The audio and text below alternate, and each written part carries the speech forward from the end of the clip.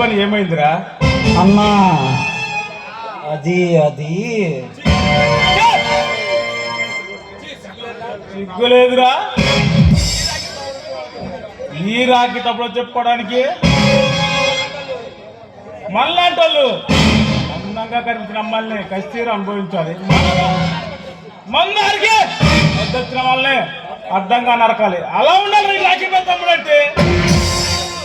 కానీ నువ్వు ఒక అమ్మాయిని పట్టుకోమని పంపిస్తే ప్రేమ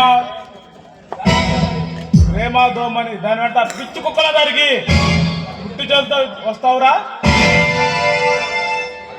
అది కాదన్నా, దాన్ని ముగ్గులో దింపితే మన పని సులువు కొంతమంది చూస్తే అది నన్ను చీకొట్టి చీతరించుకుంది. పాడు చేసి పట్టుకున్న ప్లాన్ వేస్తే అదే టైం బాబులా వచ్చి మా మీదే తిరగబడి కానీ కాపాడాడన్నా. ఎవరాడు ఈ రాకి తమ్ముడు మీద తలపడ్డవాడు?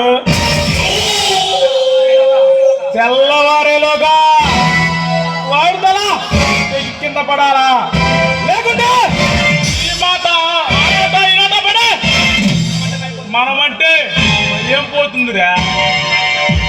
ఈ రాకి పడిన పడితే రంకమ్మ కూడా వచ్చానే వాడవాడలా చెప్పుకుంటారా? అలా జరగకూడదురా.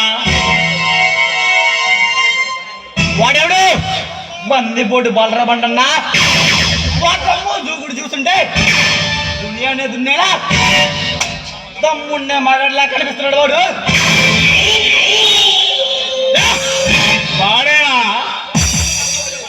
ఇన్నాళ్ళు మన దోపిడికి మాత్రమే అడ్డొస్తున్నాడు అనుకున్నా,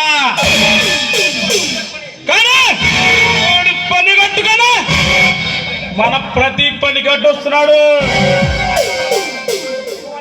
ఇక వాడిని వదలకూడదురా, వల్లకాటికి పంపాల్సింది. లేకుంటే మనకే ప్రమాదం. అన్నా ఒక్క అవకాశం ఏమో జైల్లో పడుకుంటాలే.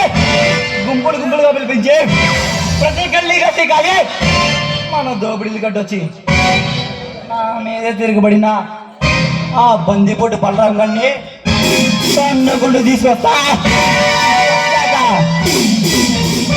వచ్చాక వాడి పీక కోస్తావో లేక వాడి ప్రాణాలు తీసి రక్తం తాగుతావో నీ ఇష్టమన్నా.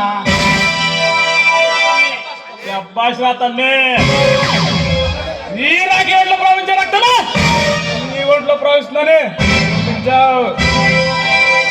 వాడిగా తప్పించుకోవడానికి వెళ్ళలేదు. ఇక ఆ బందిపోటు సింహం మన చేతులు బలైపోవడమే అన్నా. అన్నా ఈ ఆనంద సమయంలో చిన్న పార్టీ చేసుకున్నామన్నా.